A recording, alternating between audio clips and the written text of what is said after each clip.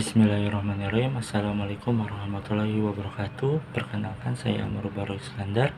Pada kesempatan kali ini saya akan membahas tentang bagaimana sejarah pendidikan di Indonesia pada masa penjajahan. Nah, sebagaimana yang kita ketahui bahwasanya Indonesia itu mengalami penjajahan sekitar 3,5 abad atau 350 tahun, yang dimana Indonesia dijajah oleh bangsa Belanda, Portugis maupun Jepang. Nah, pada masa penjajahan itu Indonesia mengalami banyak perubahan, salah satunya pada bidang pendidikan. Nah, bagaimana sih pendidikan pada masa penjajahan tersebut?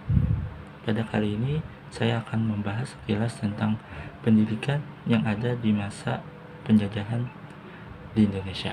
Yang pertama, kita akan membahas tentang bagaimana pendidikan pada masa penjajahan Portugis.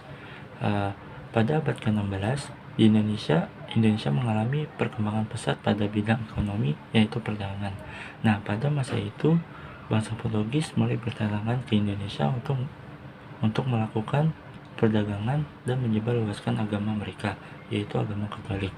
Nah, selain itu juga mereka juga membawa seorang misionaris atau pemuka agama, yaitu Franciscus Xavierus. Beliau mulai menyebarkan agama Katolik. Nah, pada tahun 1536 berdirilah salah satu sekolah misionaris atau sekolah agama bagi anak-anak yang termuka. Nah, pada sekolah itu diajarkan tentang ilmu agama dan ilmu bagaimana cara menulis, berhitung, dan membaca. Yang kedua adalah pendidikan pada masa penjajahan Belanda. Nah, pada masa penjajahan Belanda ini, pada awalnya pendidikan digunakan hanya untuk keperluan penting-penting saja bagi bangsa Belanda.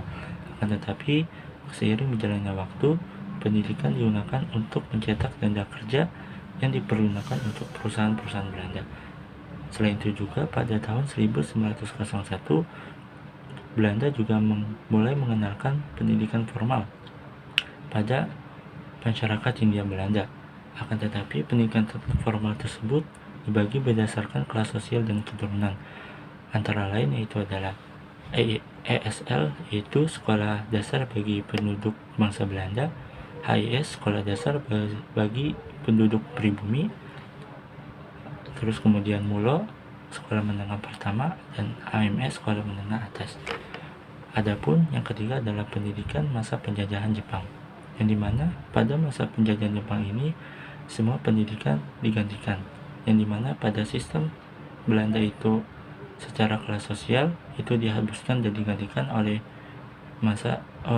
Jepang, dan bahasa Indonesia menjadi bahasa yang digunakan dalam pendidikan sebagai pengganti bahasa Belanda.